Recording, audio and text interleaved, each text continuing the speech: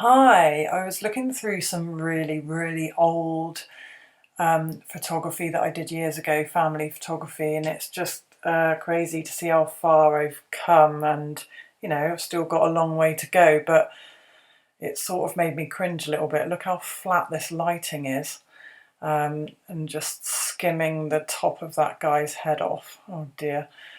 But I think it really shows what attention I was paying to the connection between the people in the photos.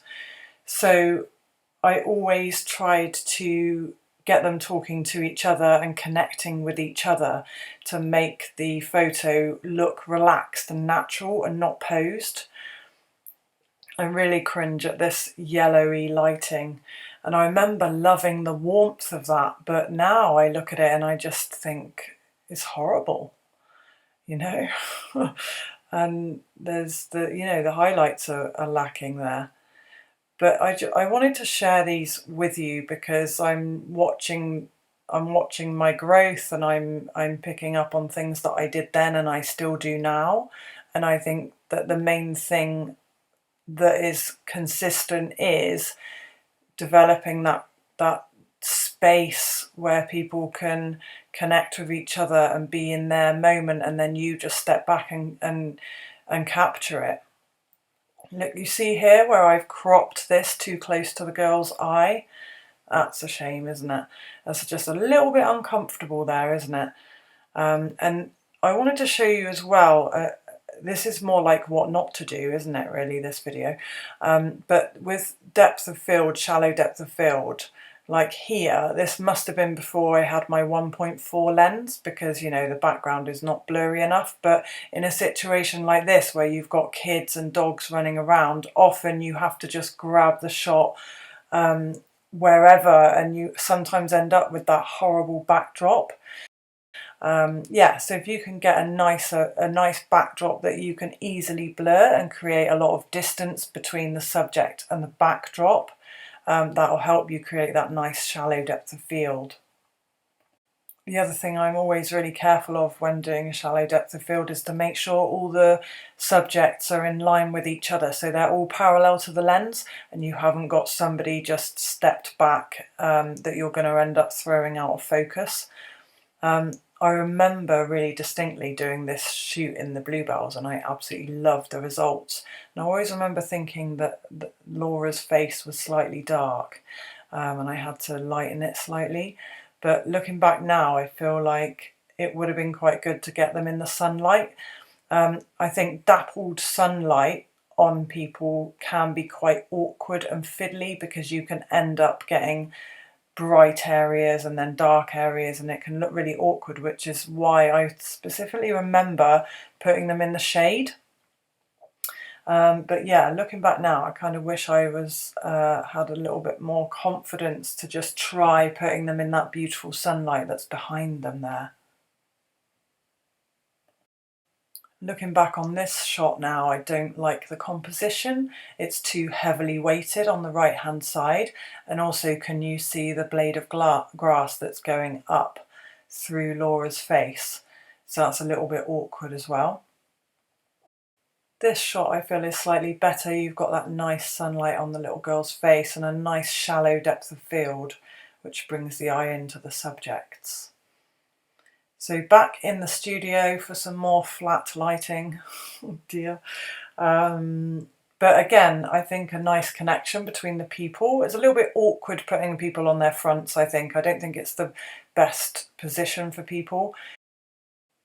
As you can see here, I was experimenting with some slightly more creative lighting. I think maybe the expression, it's not quite there, this shot, like the expression of the lady in the foreground looking down maybe isn't quite right. If she was looking up like the others, that probably would have been a slightly more successful shot. But as you can see here, my lighting was starting to improve. I think with family shots, it's always quite good to get heads together. Big gaps between people can, I don't know, it doesn't gel as well. It doesn't bring the eye around and into the subject so well as when heads are together, especially if there's a lot of people. Getting an equal spacing between the heads is quite important as well. So I always love to get people hugging, cuddling, in a nice embrace like we have here. I think it just, for them, it's a really nice photo to keep because it shows a time when they were connected and happy, and you can see that love. I love this shot. I think this was a beautiful connection between this family. Love the lighting, put a little bit of a vignette on there to bring the eye round, and it just works. So I think the weather is always really important when you're out and about with families, and if you can find a day where the light is quite soft, but you've got some sunlight to bring the subject to life, that's really important. If you've got a bit of a flat day, you're going to get flat photos. I think one of the biggest things in your favour when taking family photos is if you already know the family, or they're familiar with your work, or they're comfortable in your company, because that level of trust can really help them to relax. And then, by getting them to talk to each other and taking the focus off of you and onto each other, and that family bond or the connection between a couple, then you can get some really nice natural shots.